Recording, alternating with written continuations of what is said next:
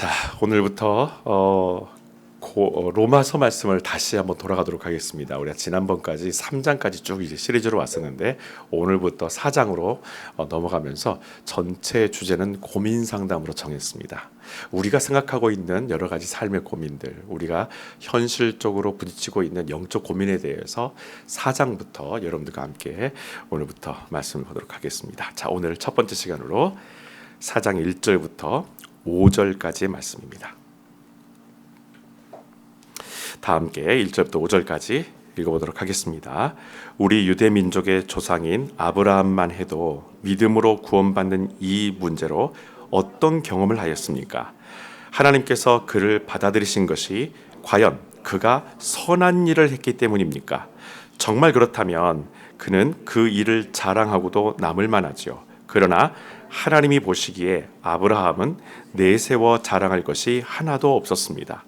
그래서 성경에도 여호와께서는 이렇게 믿는 아브라함을 흐뭇하게 생각하시고 그를 인정해 주셨다고 기록되어 있는 것입니다. 그러니 아브라함이 하늘나라에 들어갈 자격을 얻은 것은 그가 선한 일을 했기 때문이 아닙니다.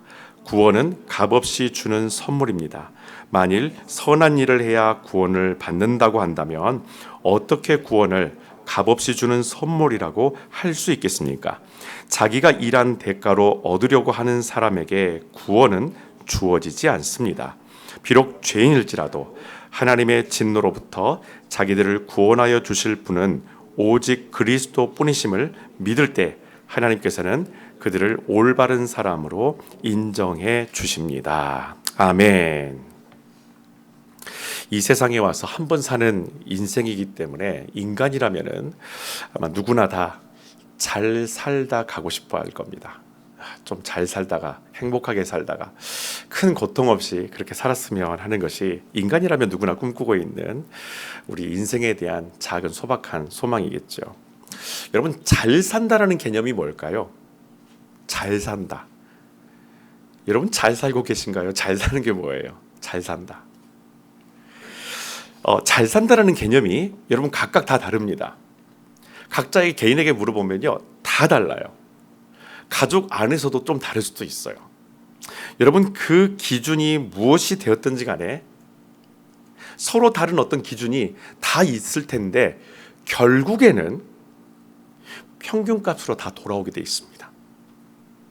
나는 이런 게 나의 꿈이고 나의 소망이고 나의 이것이 방향이고 내가 잘 사는 어떤 목표인데 나만의 어떤 목표가 있고 잘 산다라는 개념이 있는데 다 합쳐놓고 나면 결국에는 저나 여러분이나 평균값 안에 다 들어오게 되어 있습니다. 여러분, 그 평균값이라는 것이 뭘까요? 여러분, 평균값이라는 것은 무엇이든지 시도할 수 있는 최소한의 건강만 나에게 있었으면 하는 것이 평균값이에요. 이런 꿈을 꾸든 저런 꿈을 꾸든 내가 이렇게 살기를 원하고 내가 이렇게 잘 살기를 원하든지 간에 어떻든지 간에 우리의 결론은 평균값을 어디로 다냐면요, 건강 있으면, 건강이 이러면 다 끝이야. 건강 없으면 이거 다 헛것이야.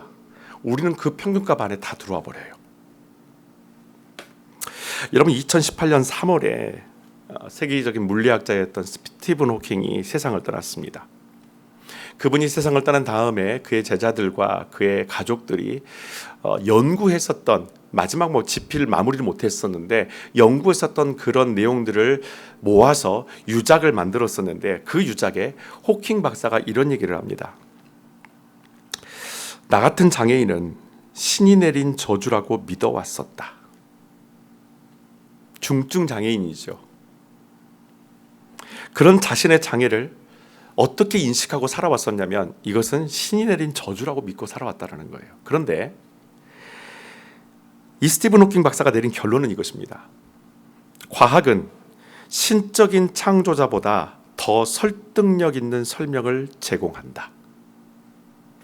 자신의 이런 장애에 대해서 자신은 처음에는 이게 신의 저주라고 생각을 했었는데 그것이 나중에 자기가 과학을 공부하고 연구를 함을 통해서 오히려 과학이 나에게 이런 장애에 대해서 이해할 수 있고 여기에 대한 어떤 설득력 있는 설명들을 나에게 제공했다라는 것이 호킹 박사의 주장입니다.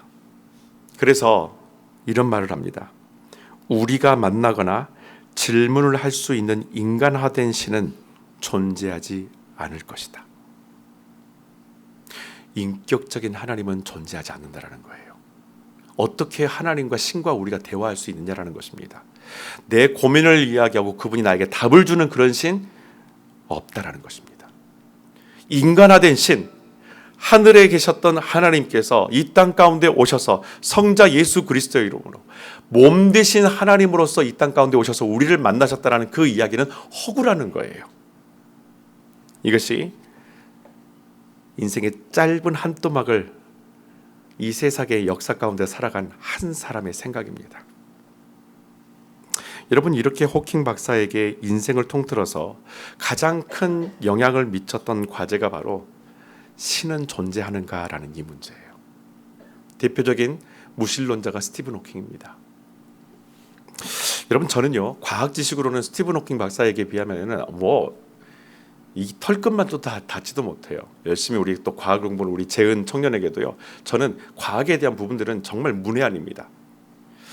물론 상대가 안 되지만 저는 그냥 평범한 크리스찬의 한 사람으로서 아주 평범한 질문을 이 호킹 박사한테 한번 던져봤어요. 박사님은 행복하셨습니까? 살면서 당신은 행복했습니까?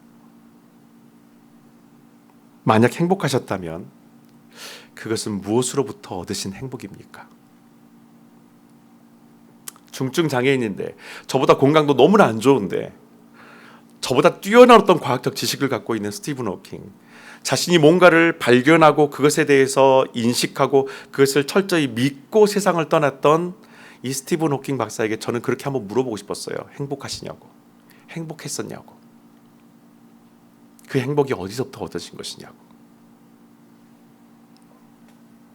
여러분, 저는요 호킹 박사님이 행복하셨을 거라고 저는 믿어요.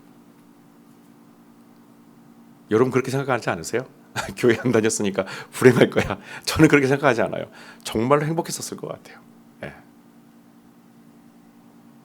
아마도 자기 궁금증에 어떤 과학적 결말을 얻었기 때문에 그 발견의 기쁨이 박사님에게는 아주 큰 행복이지 않았었을까.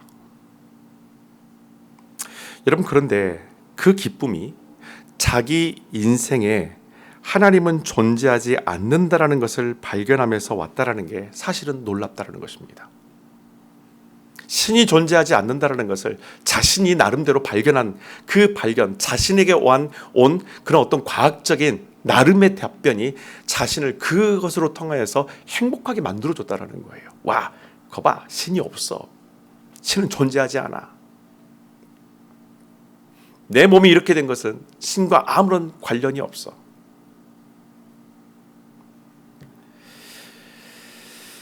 여러분, 저는 이 모습을 보면서 마치 저 초등학교 때 소풍 갔었을 때 그 생각이 나는 거예요. 시골에서 소풍을 갈 때 저희는 학교에서 약 4km 정도 떨어져 있는 야산 밑에 있는 예비군 훈련장으로 항상 소풍을 갔습니다. 학교에서요 경운기 막 움직이고 아이들은 걸어가고 부모님들이랑 아이들이랑 친구들 걸어가고요. 한참을 걸어서 그 산 밑에 있는 예비군 훈련장으로 가요. 점심을 먹게 되면은 점심 때 선생님들이 광고를 합니다. 자, 학생들 점심 먹고 나서 선생님들이 보물을 숨겨놨으니까 보물 찾기 하세요. 주변이 온통 산이기 때문에 보물을 숨기기는 너무나 좋아요. 훈련장 딱 그 공터 하나만 빼놓고는요 전부 다 소나무가 울창하기 때문에 어디다가 선생님들이 아무튼 보물을 다 숨겨놔요. 근데 저는 그 보물을 한 번도 지금까지 찾아본 적이 없습니다. 6년 동안에 단 한 번도 이렇게까지 완벽하게 못 찾는 사람은 저밖에 없을 거예요. 30개가 넘는 그 보물을 선생님들이 숨겨놨는데 제 눈에는 안 보이는 거예요. 그러니까 한참 찾다가 제 눈에 안 보이니까 아, 보물 없어. 저는 이렇게 생각을 했단 말이에요. 어렸을 때. 그런데 친구들이 찾는 모습을 보면서 아, 보물이 존재하는구나라는 걸 알게 돼요. 내가 못 찾았다고 해서 그 보물이 존재하지 않는 것이 아니라 오히려 다른 사람이 찾음을 통해서 아, 그게 존재하고 있었구나. 그 실제하고 있었구나. 그 보물이 여기 숨겨져 있었구나. 내 눈에 안 보였을 뿐이지. 그건 존재했구나. 저는 호킹 박사님의 삶을 보면서 그런 생각을 해봐요. 마치 그때 초등학교 때 6년 동안의 보물찾기 한 번도 못 찾은 저와 같다라는 거예요. 존재하는데 찾지 못하고 결국에 다른 사람이 찾음을 통해서 존재를 확인하는 그런 사람. 근데 거기까지 가지는 못했다라는 거예요. 수많은 크리스찬들이 예수 그리스도를 인격적으로 경험했음에도 불구하고 다른 사람이 경험함을 통해서 본인이 거기에 대한 또 다른 의문과 또 다른 어떤 지식적, 과학적 도전이 필요할 텐데 문을 닫았다라는 것입니다. 끝까지 보물은 존재하지 않아. 없어. 부정했다라는 거예요. 여러분, 우리가 한 번뿐인 인생을 어떻게 살아야 할까를 서로 얘기하다 보면은 너무나 가볍게 이런 얘기를 해요. 인생 뭐 있어? 한 방이야, 인생은.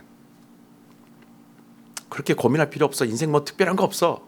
그냥 인생은 한 방이야.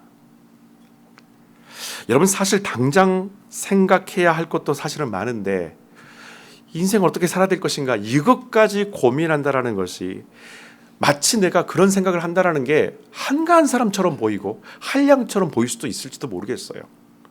내가 지금 당장이 해결될 문제도 참 많은데 그렇게 거창하게 인생을 어떻게 사는 것인가, 어떻게 살아가는 것이 인생인가, 이거를 내가 지금 마치 미루나무 밑에서 풍류를 읊고 있는 그런 어떤 신선처럼 내가 생각하고 고민해야 될 것인가, 마치 그런 자신을 그렇게 생각하는 것 자체를 부정하고 그렇게 한가하게 보일 것이라고 생각할 수도 있을 것입니다. 여러분, 제가 오늘 설교 제목을 뭐라고 했냐면은 어떻게 살아야 할까요? 라고 지금 이름을 지었어요. 그런데 이 제목 앞에 사실은 4글자가 숨겨져 있습니다. 그 4글자는 바로 이것입니다. 그렇다면이에요. 그렇다면. 저는 이유를 들고 결론을 한번 물어봤어요. 그렇다면 어떻게 살아야 할 것인가? 그냥 여러분에게 던지는 질문이 아닙니다. 그냥 어떻게 살 것인가가 아니라 그렇다면이에요. 그러니까 뭔가 전제가 있다는 것입니다. 내 삶에 뭔가 전제가 있는데 그렇다면 나는 어떻게 살 것인가? 오늘 이 고민 상담을 한번 말씀을 통해서 해보려고 해요. 여러분, 바울은 유대인의 뿌리인 이 아브라함이, 오늘 말씀에 보면 아브라함이 등장을 해요. 믿음과 구원을 얻게 된 전 과정이 은혜로 된 것이다 라고 분명하게 말합니다. 우리의 조상 아브라함은 하나님께서 베푸신 전적인 은혜로 말미암아 그가 믿음을 얻게 되었고 구원을 받게 되었다고 분명히 못 받고 있어요. 내가 이 인생을 어떻게 살아야 할까, 이 문제에 대해서 이렇게 살아야 해라고 답을 주신 분이 여호와 하나님이십니다. 여러분, 사실 처음부터 아브라함이 인생을 이렇게 살아야 할까를 고민한 사람이었을까요? 성경을 여러분 보시게 되면 12장부터 아브라함이 등장하는데 이 아브라함이 그런 고민 가운데 있었던 사람이라는 어떠한 전제도 없어요. 뭔가 이유가 있기 때문에 하나님을 찾게 되고 어떤 사정이 있기 때문에 어떤 상황을 통하여서 아니면 accidentally 어떤 하나님을 만나게 되는 어떤 상황 가운데 들어간 사람이 전혀 아니라는 것입니다. 여러분, 12장부터 시작되는 그 하나님의 약속의 말씀들을 쭉 따라가다 보면 우리 놀라운 사실 한 가지를 발견하게 돼요. 일반적으로 다른 사람들이 누리는 그 평균값에는 조금 미달했을 뿐이지 아브라함은 재산도 있고 심지어 여러분 종도 있을 만큼 이 사람은 물질적으로 부족함이 없는 사람입니다. 다만 자녀를 갖지 못하는 건강상의 그 평균값, 그 문제만 아브라함 부부에게만 존재했었다라는 거예요. 그런데 나이가 75세가 되니까 이것마저도 그냥 다 잊어버리고 사는 거예요. 그러니 여러분, 이 부부한테 지금 고민이라든지 어떻게 살까를, 삶을 어떻게 살까, 생활은 어떻게 할까, 이런 고민이 있을까요? 없어요. 아무 고민 없어요. 연금 문제도 고민이 없어요. 이미 재산이 충분하기 때문에. 다른 사람에게 녹을 줄 수 있을 만큼의 재산이 있기 때문에. 여러분, 그렇다면 아브라함 부부에게 과연 복이라는 게 뭘까요? 여러분에게 복이 뭐예요? 여러분, 아브라함의 복이 뭡니까? 이렇게 괜찮게 잘 살고 있는 사람에게 현실적으로 불가능하지만 어떻게 보면은요, 자녀라는 것이 이 사람들에게는 복이 될 수도 있겠죠. 다른 건 다 있으니까. 여러분, 사람은 자녀가 있음으로 인해서 인생을 살아가는 목적이 아주 뚜렷해집니다. 자녀가 있기 때문에 힘든 일도 버티게 되는 것이고요.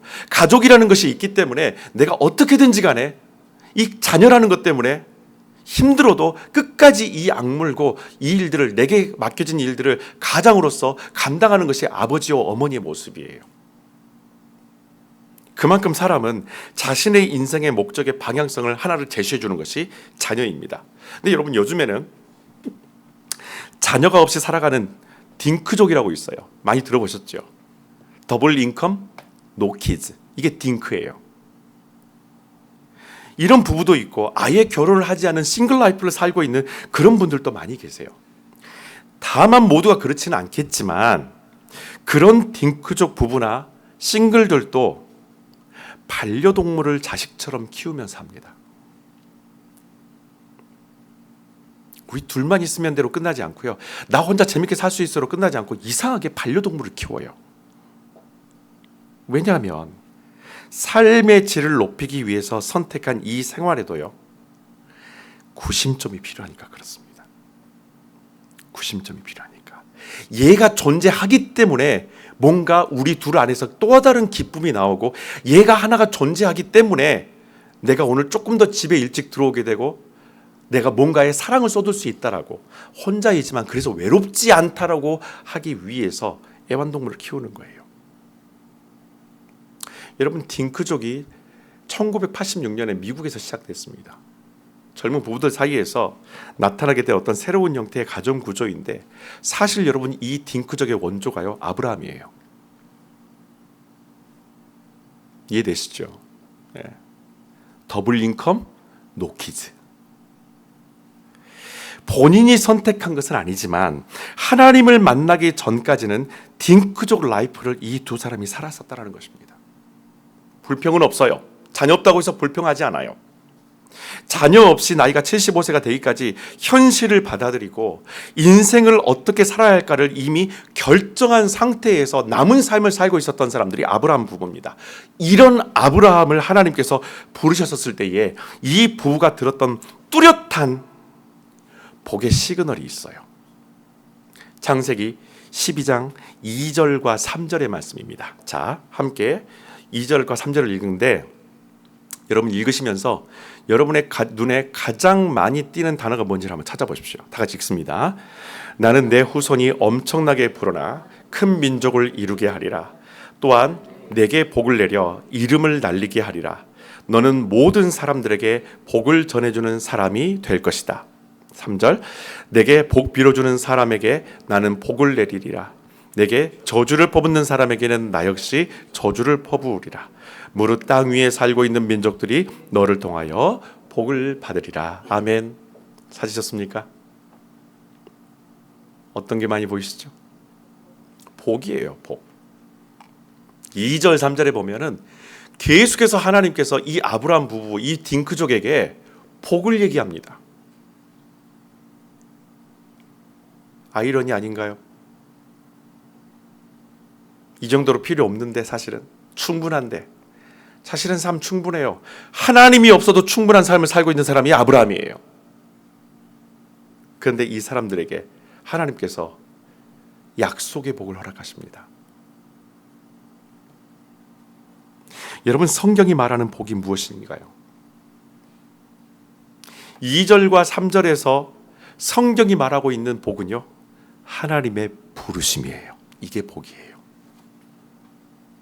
하나님의 부르심.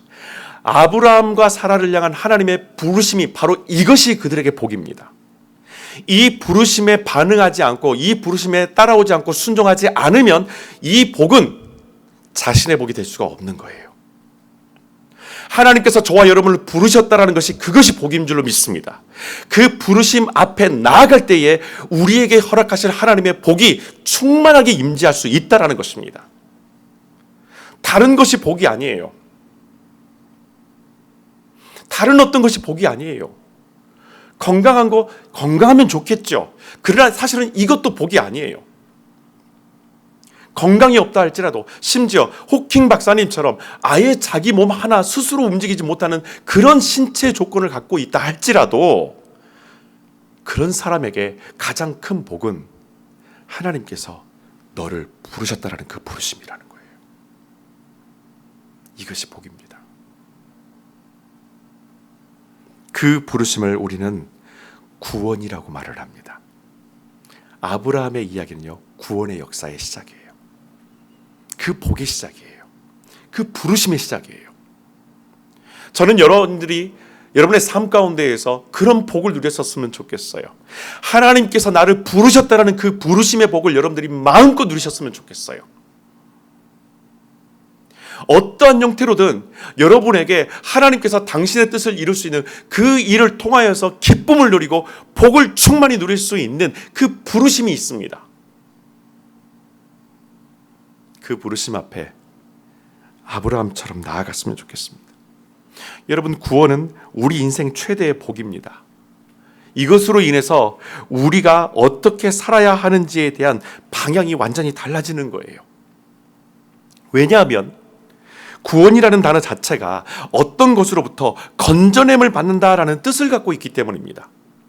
어떤 상황으로부터 건져냄을 받아야 하는 그런 일들이 분명히 우리한테 있어요. 여러분들은 어떠신가요? 여러분들은 지금 어떤 상황에서 건져냄을 받고 싶으십니까? 무엇으로부터 여러분 건져냄을 받고 싶으십니까? 지금 여러분들이 기도하고 있는 그 기도 제목이 바로 그 건심에 대한 기도일 거예요. 하나님, 저를 이런 상황 가운데서 건져주십시오. 저를 여기에서 건져주십시오. 저를 구원해 주십시오.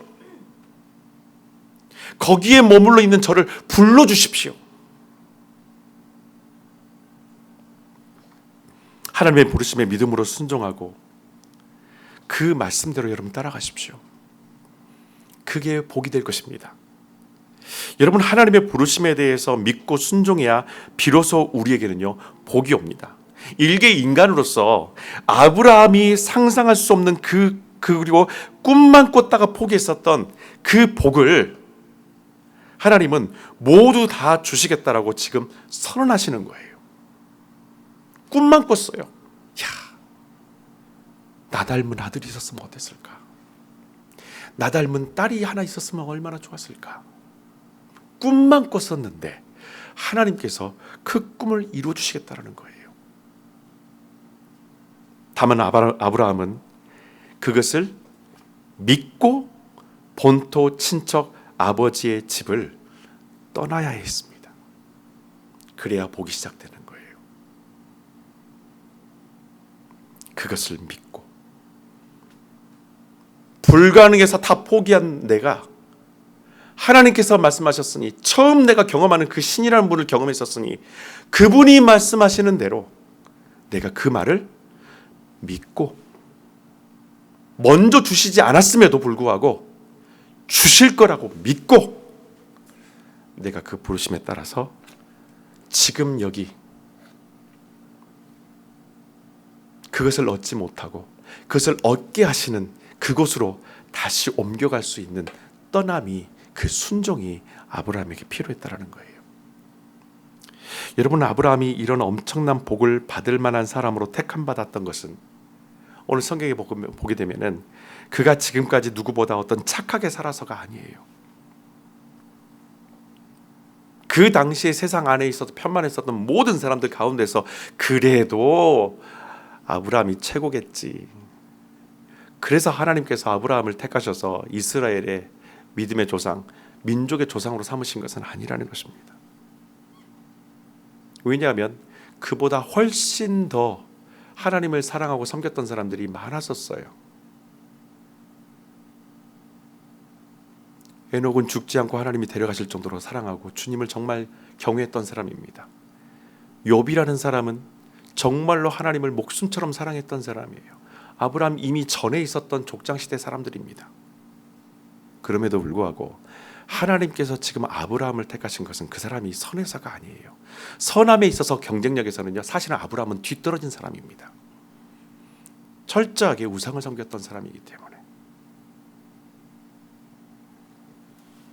하나님께서 아브라함을 택하신 것은 선행을 했던 사람이라서가 아니라 하나님 당신의 그 은혜의 계획 안에 있었기 때문이에요. 그냥 계획이에요. 하나님께서 어떤 조건도 없어요. 하나님은 자격을 따시면서 사람을 택하시는 분 아닙니다. 여러분, 사회적 시스템 상으로는요, 자녀를 입양하기 위해서 그 가정의 환경을 철저하게 파악해서 과연 이 가정이 이 아이 하나를 부양할 수 있는지를 판단한 다음에 입양 절차를 진행을 합니다. 하나님은 아브라함에게 자녀를 주시기 위해서 그가 가진 재산과 환경과 크리미널 레코드를 따지지 않으세요. 5절의 말씀에 보시게 되면 비록 죄인일지라도 하나님의 진노로부터 자기들을 구원하여 주실 분은 오직 그리스도뿐이심을 믿을 때에 하나님께서는 그들을 올바른 사람으로 인정해 주신다라고 말씀을 하십니다. 비록 죄인일지라도 비록 죄인일지라도 여러분, 우리는 죄가 없을 수 없어요. 아브라함도 우리도 여전히 지금도 죄투성입니다. 그럼에도 불구하고 주님이 우리를 기뻐하시는 것은 나를 구원하실 분이 주님밖에 없고 믿고 또 순종하려고 내가 조금이라도 더 애쓰고 있기 때문이에요. 여러분, 우리가 저와 여러분에게 큰 것 아니어도 돼요. 괜찮아요. 겨자씨만한 여러분 믿음만 여러분에게 있다면 지금이라도 겨자씨만한 믿음이라도 만일 그 믿음이 있다면 우리가 그렇다면 어떻게 살아야 할지를 이제는 알게 될 것입니다.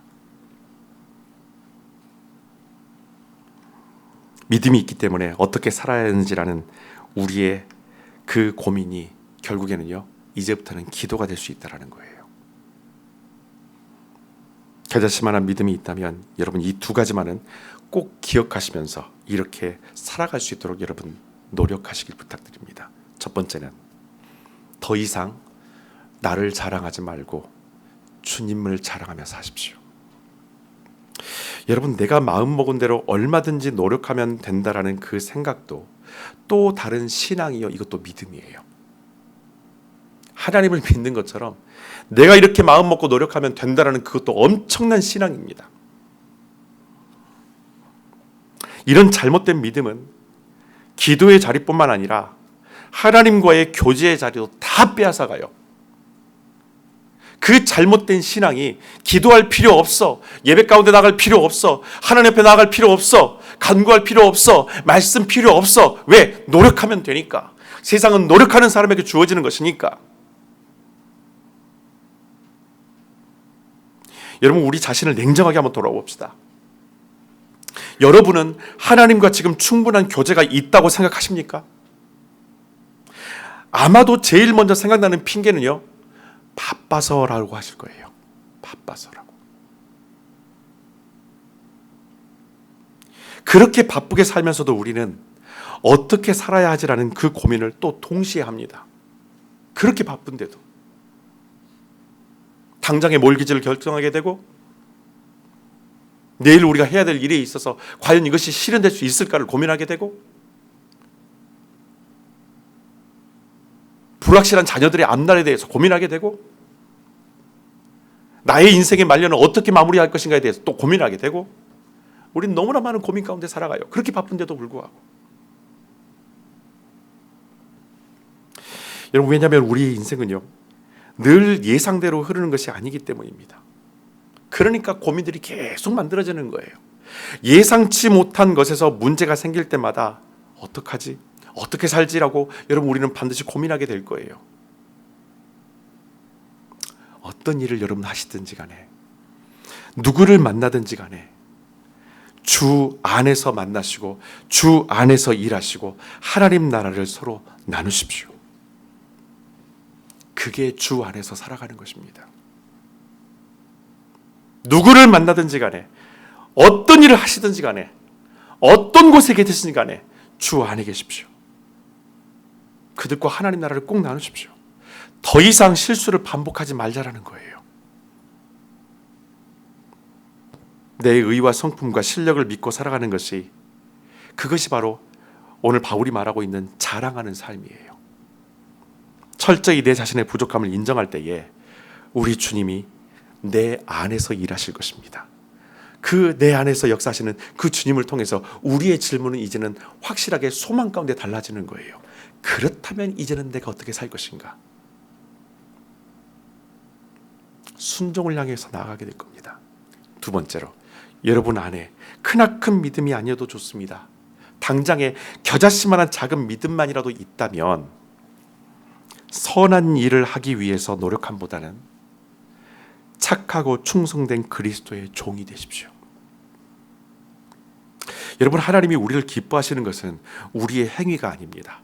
히브리서 11장 6절에는 이런 말씀이 있습니다. 다 같이 말씀 읽어보도록 하겠습니다.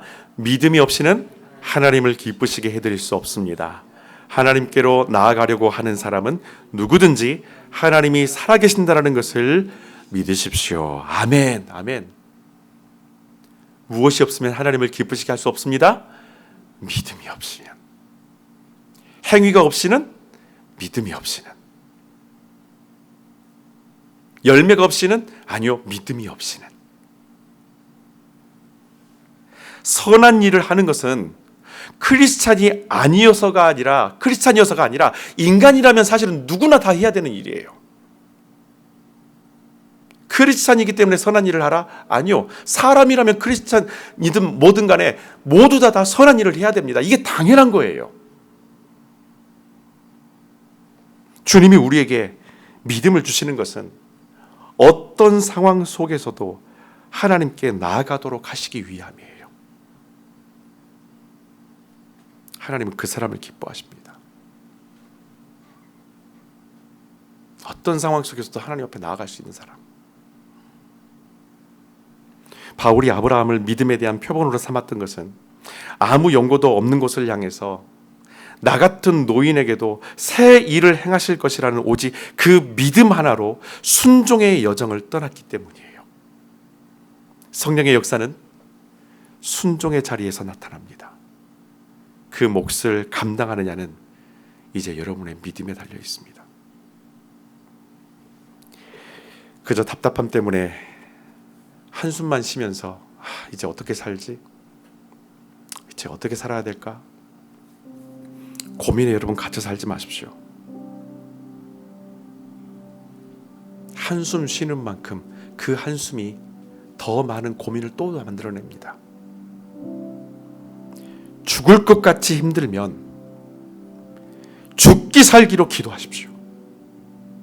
그러면 어떻게 살아야 하는지를 우리에게 말씀해 주실 것입니다. 그 말씀에 믿음으로 그렇게 될 것입니다라는 그 믿음으로 따라가는 것이, 그것이 복인 줄 믿습니다. 그런 복된 인생을 살아가는 우리의 모든 삶이 되시기를 주님의 이름으로 축원합니다. 기도하겠습니다.